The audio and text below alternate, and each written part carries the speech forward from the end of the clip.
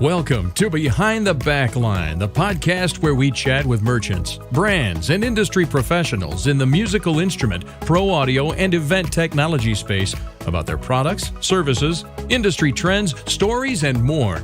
Join us now as we dig into the stories behind our favorite backline gear. Welcome to episode 17 of Behind the Backline.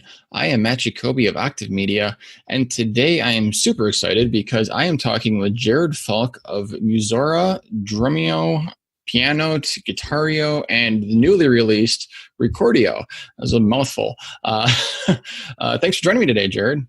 Thank you so much for having me. I'm excited to be a part of the podcast. Yeah, it's great having you on. It was great to run into you guys at NAMM. I'm also a student, not a very active one, I hate to admit, but I love my Drumeo stuff. So yeah.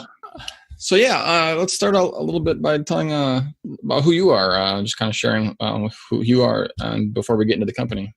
Yeah, so we're a company located around 45 minutes east of Vancouver, BC, Canada, in a town called Abbotsford. And I grew up like 5 minutes from where our business is. And we're essentially in the music education business. And I always say Drumeo and the other platforms that we're building are like Netflix for musicians. So you can get some really great education as well as be entertained and then hang out with other like-minded students. And so the platforms are essentially all membership-based website platforms. And we have now Drumeo, which is drums, Guitareo does guitar, Pianote for piano, and Recordeo to people who want to study home recording.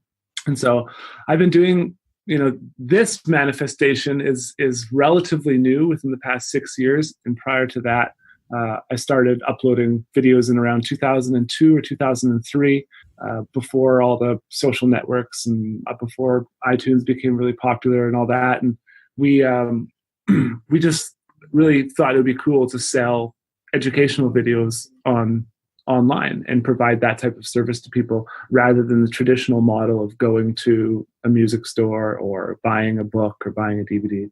And over the years, it's just kind of like steadily grown. And now it is what it is today, which is it's not huge. I have around 35 staff, but it has grown in complexity and in size. And that's one of the really exciting things about it. And we hope to continue growing and doing some really cool things in these spaces. Yeah, that is really cool. And I didn't realize you guys have been around that long. You said 2002 is kind of a soft launch or soft launch. Yeah. What would you refer to it? I mean, did you have a kind of a plan for it to become what it is today, or?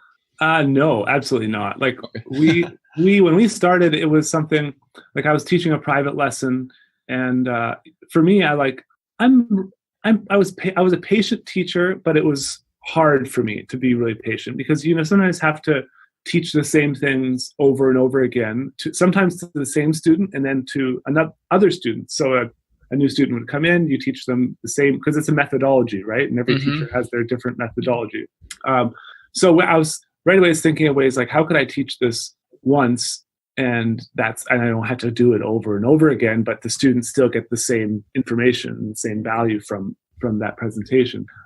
And so Rick, my business partner in the early days, he was kind of a tech whiz, and he dropped out of high school, I think in grade 10 or whatever, and he went to Texas to work for a Palm Pilot company. And then he came back, and he was also a drummer, and so he was taking lessons from me. And he put up some of the first videos of him just teaching like a basic technique on the bass drum pedal, and thousands of people downloaded it, like 12,000 people. And at that time, to download a video, like we didn't have like the iPhone wasn't invented then, right? Yeah. So we didn't have like these really slick and easy ways to watch video. Now we have a computer in our pocket. We can stream live from wherever we are, and everything's improved so much. But at this time, it was like a lot of people still had what do you call it? Dial-up internet, where you had to listen to the crazy sounds when you got online, right? Don't remind me.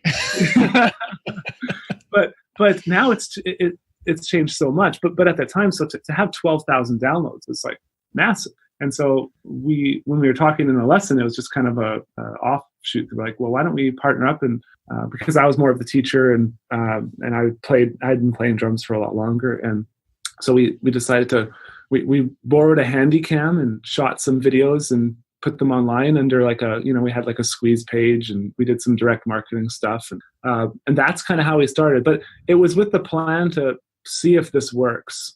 It wasn't with the plan of, oh, let's try and build a business that can actually sustain our families and many other people as well. This is just what happens over time when you become obsessed with like trying to achieve our mission, right? And now it's become so much bigger and so much more professional. I will say we're not shooting video in like on my farm in a right beside the barn with flies flying around. I actually have a studio now. That's where you started? Did you guys used to do that? Yeah, man. In the early videos, it was like I was swatting fly. In one of the shots, you see flies like landing on me, and it's because they were hauling manure. So the flies are really bad. And the first video we shot, we didn't have any idea of how long it would take. I had never done anything on video before, and I was just atrocious. Like I was terrible. And so we found it's going to take a while, and we only had one day to shoot it. So we thought, well, since we're starting in the morning, we'll shoot all like the noisier stuff early. So when we get into the evening, we won't bother anyone with our playing. And so the way that video goes is like it starts off with me looking really tired, because at the end of the shoot, it was like the 20th hour. And so I was just fried. And then as the DVD goes on, I start looking fresher and fresher. So you got that's how it's. Pardon? I was going to say, you got this. Drummers are anti-aging. Exactly. Look what it's doing for me. So you're finding that Drumeo was actually the second product that succeeded. The first one was Fly.io, and no one wanted to see flies landing on you. Exactly. No, those early ones were like, we had drumrudimentsecrets.com, bassdrumsecrets.com, one-handed roll. Then we launched a website called Free Drum Lessons, which was kind of like basically a website built to do content marketing, trying to like to create and solve problems for people around trying to find good drum education online. And so we just created an awesome resource, and that's what everyone started linking to. And that site still gets thousands of people every day and helps people from all over the world, because not everyone can afford drum lessons from a private teacher. Not everyone can even afford a Drumeo membership, but so it's important to us, and it is our goal to try and reach every drummer in the world, regardless of age, location, or skill level. And so we still do a lot of that kind of stuff, where we just publish free content and just try and help people. Cool. Yeah, I think I was talking to someone a couple months ago about how I thought he had said something about you evolving from freedrumlessons.com to Drumeo. So actually, you still have that site then. We have freedrumlessons.com. We have drumlessons.com. In the guitar space, we have guitarlessons.com, howtoplayguitar.com. In piano lessons, we have pianolessons.com, howtoplaypiano.com. We have all these different properties, and that their sole purpose is just to provide value. You go to them, and there's not a lot of, like, we don't sell advertising on those websites. There's no, like, there might be a pop-up every now and then, but rarely. It's our sole goal isn't to like try and sell people. Our sole goal is to help people, and obviously we need money to do that, so we have to monetize in some ways. But it's our mission is more to like reach as many people as possible, and so much of the decisions we make, we trade value now to gain larger reach. Much larger than the initial 12,000 that you started with, or? Exactly, yeah. So Drumeo gets around 10 million views a month, it plus or minus. Last month we did a lot more. I think we got closer to 15 million. Okay. But the guitar, it gets around 1 to 2 million views a month across all the platforms. Piano is a little bit less. So Drumeo is still like the granddaddy. And Musora, like what you mentioned earlier on, is kind of like, we call that the grandfather brand, but it's really just business's name. That's it. There's nothing really even on that website. Yeah, I was checking it out before we started here just to kind of make sure I didn't miss anything. And it was, mainly just a splash page for all of the other brands. So yeah, exactly. So like, why Musora? Where did that name come from? Well, that name was kind of like that name. I wouldn't say it was a Band-Aid. It was more like a stitch up because the first when I started selling a DVD, this is when we started to have some success. And so my dad's a really super smart business guy. And he's like, I went home and I'm like, hey, Dad, we launched this product and we're making this amount of money, which it wasn't a lot, but he's like, he started doing the math. He's like, oh my, you need to make sure you incorporate and pay taxes on that, or you're going to get into a lot of trouble. And so, so we talked to my another friend who was into business, and we're like, okay, he's like, you guys need an incorporation name. And so we originally chose Railroad Media, and it was super cheesy. We're like, we train people. It's the stupidest name in the world, right? I just shake my head, and I don't hate telling the story because I think it's funny, but I hated that name. And so then in the last year and a half, I wanted to change that name, even though it's not a lot of people knew about it, or even now Musora, like, what is that? I chose Musora because it's based around music and it has the letters MUS in it. And I find it's a short name, generally easy to remember. So that's basically it. So there's no like grand meaning behind it. Like Drumeo means Drum Education Online. Oh, okay.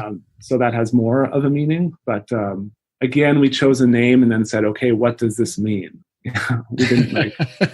Yeah, there's not some huge sentimental reason behind it. Is that actually a dictionary word, or is that just made up word? Musora? Yeah, it's made up. Okay, I was just wondering if there was actually a definition for it somewhere. Well, maybe. Now, what if it means something terrible? I'm doing a quick Google search right now. Oh, there's an Urban Dictionary on it. Uh-oh. I'm not going to read it on your podcast. Yeah, I don't think it's a good one. Oh my goodness. Well, I think it's a cool word. Hopefully it has no negative connotation even for the Urban Dictionary. Yeah, I also bought Musora, Musora, and I also own MUZ or ZORA. So I could also change it. Or the gotcha. Z. Just covering your bases in every possible spelling of a word that you didn't think actually existed, but that's okay. Exactly. Well, that is really cool. So I kind of wanted to touch a little bit on, being a Drumeo customer, student, whatever you want to call it, email receiver right now, because, I haven't seen my drum kit in like 2 months because I've been so busy. But, I've heard so much in the last couple of weeks about Recordeo being released. And I thought we kind of touched on that as, hey, we have a new product kind of thing. So sure. Love to hear the story behind that. Yeah, well, for years, people have been asking us for Drumeo, Guitareo, and all of our platforms, like, about the sounds and how are we achieving the sounds? How are we treating our rooms when it comes to like sound treatment? How are we doing soundproofing? All these things, right? There's all these questions that people have related to software like Logic or Pro Tools or all these different programs. And so for years, Victor Guitareo, he's kind of known as the audio guru in Drumeo, and he works with all of our incredible artists that come through here, and they absolutely just love him. And so we said, we got to tap into this somehow. And so we partnered with Victor. And so he's a co-founder in Recordeo, and we partnered with him to basically help people create better home recording. Now, over the next coming years, it's going to get easier and easier to record, but there's going to be more and more solutions, and there's going to be more different ways that you could achieve great sounds. And really, great sound is subjective, right? And so when it comes to what we do there, we're essentially trying to help people replicate the sound that's in their head through a recording. And so we're helping people get their ideas out there into the world. And so it's been going really, really good. And Victor's he's so fantastic at working with all of the students inside Recordeo. So we're basically creating like an ultimate guide to recording drums, an ultimate guide to recording guitar, piano, and bass. And then we're going to support the community by providing personalized feedback on recordings that they've done. Because that's essentially like the biggest thing is people want to know how we can help them directly, because every situation is a little bit different, right? Everyone has different mics, everyone has different home studio, and so everyone's situation is unique. And so our goal there is to just help people, again, provide personalized advice and feedback. And the platform is very similar to Drumeo and Pianote and Guitareo in that it's like a membership portal, and there's a whole series of videos and a community side of the website. We do live streams and a bunch of other cool things. Awesome. Yeah. And I was wondering, coming from my standpoint, because while I have been a kind of an audio geek, like on the sidelines for a long time, it doesn't necessarily mean I'm good at this. so really, just in March when I started this podcast, that I have, kind of started working on soundproofing my small office space. I have my studio monitors. I have my videos set up as in here too. So it's a very small space, but just kind of like is something like getting into voice and podcasting kind of, was that kind of setup be something you guys would pursue in the future? We will help you do whatever you need to do when it comes to recording audio. And so he does discuss many of these types of topics in live streams. And then when it comes to the ultimate guides that he's creating, there'll be tons of information in there. And so like for this example, because it might be more of a specific thing, if you were a Recordeo member, you would just go in the forum and say, hey, what do you suggest for recording a podcast? I have this computer, this, here's what I got. And then Victor would just reply and help you directly on a one-to-one basis. That might be through a quick video he films, or it might be through a text post. But I can guarantee you it'd be thorough, because I've never seen someone do more research than Victor does. So he set up our whole podcasting station. It's pretty turnkey in that it takes probably 15 minutes to set up. And if you see any of, we film it as well, and it's super slick and it sounds great. So yeah, we can help people with any kind of home recording stuff.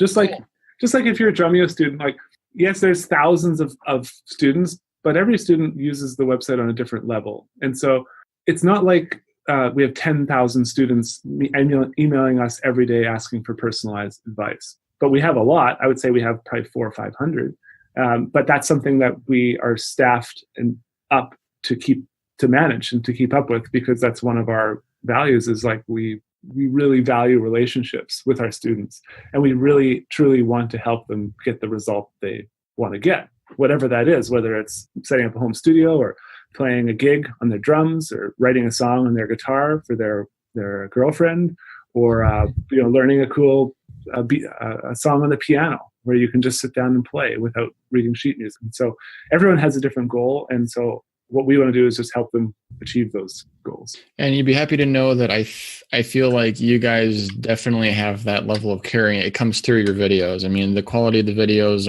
whether it's the audio, assuming there's some type of script writing, or just the presentation on video, they're very well done, and it doesn't make you feel like you're signing up for a cheap education, and you guys are just in it for a revenue stream. You're in it to actually expand the profession to more people and help people improve on what they've already been doing. So I think it's great that way. Thank you. Yeah, for us it's a marathon, and we're not a flash in the pan. We're here to stay, and I want the whole business to outlive me. I want it to be around once I'm long gone, and because I think the values of truly wanting to help people, not just let's get as many people to sign up as possible so we could just sip drinks on the beach while they pay their membership dues, not getting anything that they wanted, but forgetting that it's on their credit card.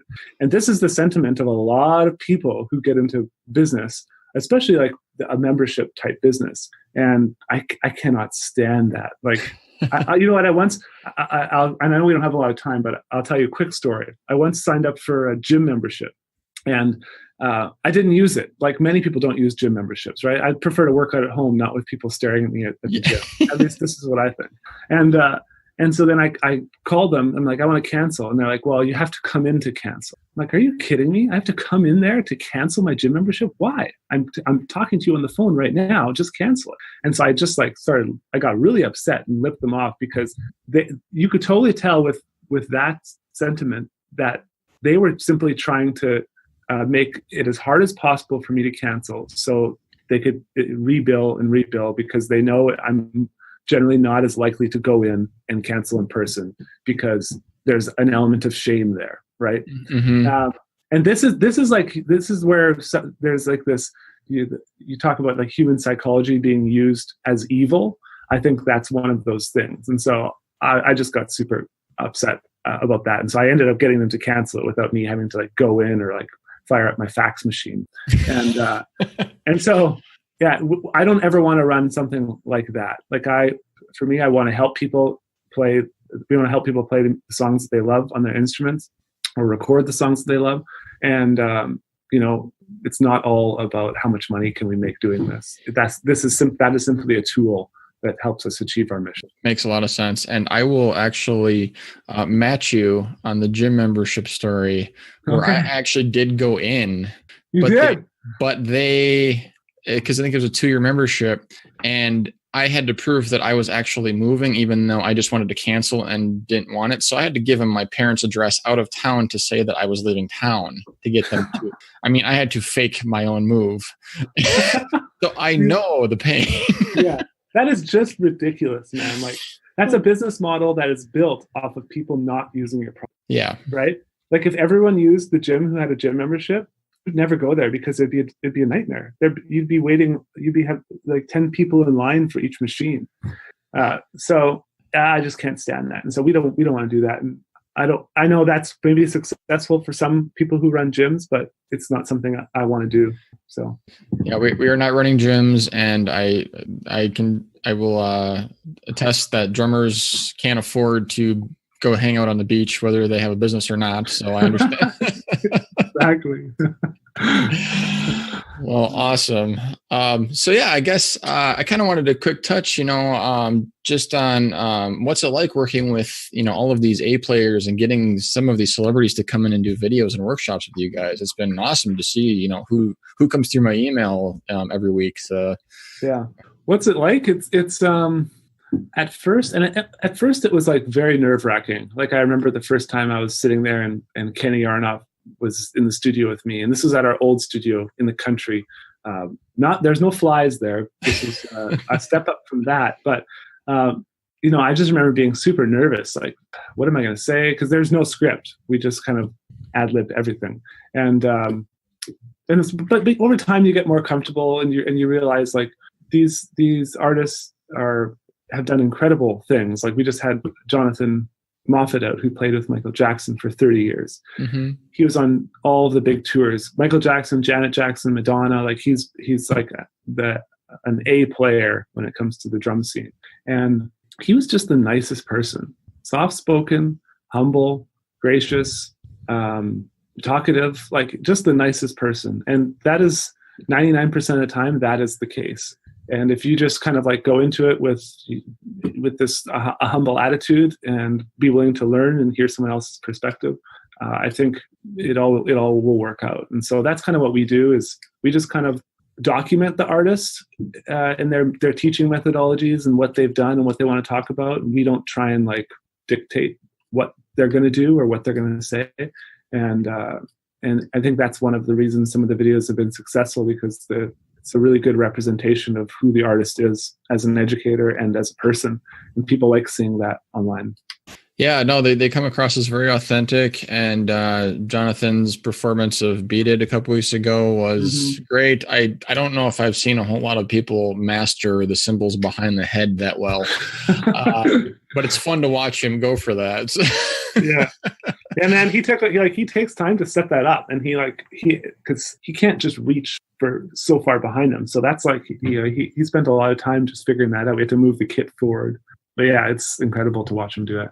That, and I think I learned a few things from I forgot his last name, Gavin from Porcupine Tree a couple months ago. Gavin Harrison. Yeah, and of course Bruce has been phenomenal for the videos that I have gotten through. So yeah, and then that I forget what her name is, the girl from Japan, was it? Yeah, Senri Kawaguchi. Yeah, I never would have pronounced that correctly in a million years, but but yeah, she if anybody is motivational, it was her. To see someone that small be that techniqued. That'll make you want to practice. Yeah, exactly. She's just phenomenal player, and again, super nice, really easy to work with. Yeah, awesome. Yeah, I started following her on Instagram, and she just seems very cool to me. She'd be like your best friend. So. Yeah. Well, cool. Which of the websites, or I'll assume maybe Drumeo, would you want to pitch on here to kind of let people know more about what you guys are doing? Yeah, well, if you want to kind of find your way to all of the websites, you can just go to musora.com, Musora, and there's links to all the individual websites. But you could just check out Guitareo, Recordeo, Drumeo, or Pianote for more information. And and if everyone is listening, any of the podcast listeners listening, if you want to give me any direct feedback or message me, you can always just email me, jared@drumeo.com, and I'd love to hear people's feedback, especially if it's from like a podcast or something different than what I normally get feedback from. Awesome. Yeah, it's very rare to have someone at the top of the business be so open to getting direct feedback from customers. It's still kind of a new trending thing. So it's good to hear that, you guys make yourself so available. Yeah, it's amazing how, businesses should just listen to the customers.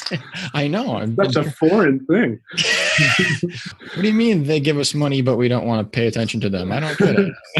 Yeah, it's like cell phone companies and like TV companies. It's like they're communication companies, but they're literally the worst. Like my bookkeeper was trying to update something in our accounts here, and she was on hold for an hour and a half.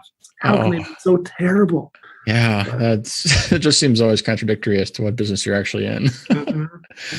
I have one last question. I wanted to see, do you guys have any plans for what the next EO is? The next EO?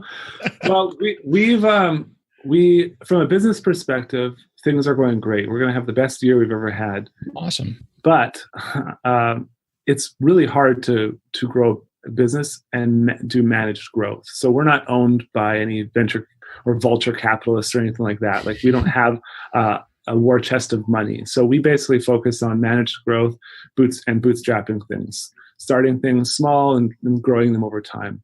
And so right now we're really planning on putting our heads down and just like working on building out these new platforms, really providing value to the students there and the communities that don't yet know about them. So, we can hopefully reach more and more people. When it comes to like where we're going to grow to, like we're going to be getting into the mobile app space, which is going to be exciting. And because we don't actually have an app for our products, they're all super mobile friendly. Like they work great on phones and tablets, but we want to have some native apps that also support the membership areas.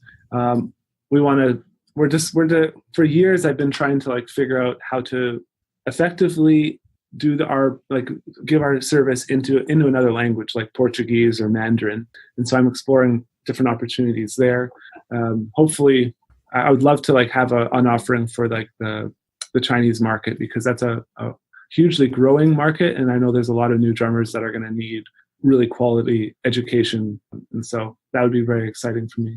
And that's about it. And that's like, that can keep us busy for the next 5 or 10 years right there. So we have lots to do. Yeah, that sounds like a heck of a roadmap already. So never mind, the next instrument will have to wait. Yeah. And so a lot of times, like the next instrument, it's not like, oh, I'm going to get into teach bass guitar. And then, because a lot of it has to do with the people, right? The businesses are built off of people.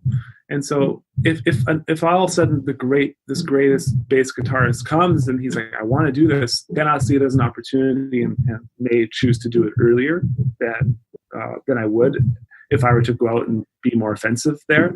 But generally sometimes the timing will be right, and it'll show itself as right by someone wanting to partner or something like that. And so we kind of just take it all as it comes and just focus on what we have to do at hand, which is really support our current offerings.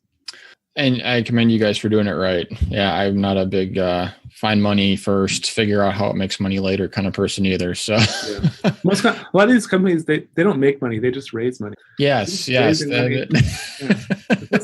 At what point is this a sustainable business? And so that drives me nuts. I understand. Yeah. Well, yeah, I appreciate again you guys taking the time to do this today. This has been awesome. I really appreciate it. Yeah, well, thank you so much for having me, and I wish you the best of luck on future episodes of the podcast. Well, thank you. Thank you for listening to Behind the Backline, brought to you by Octave Media, an inbound marketing agency focused on helping music merchants develop an automated solution to increase website sales. You can find Octave Media at www.octave.media. Don't forget to subscribe to our podcast in iTunes or Google Play Music to learn more about great products and companies in the musical instrument, pro audio, and event technology space, and be sure to leave a review to let us know what you thought of this episode. We encourage you to share us with your friends and colleagues via social media, and we'll see you next time. Take care.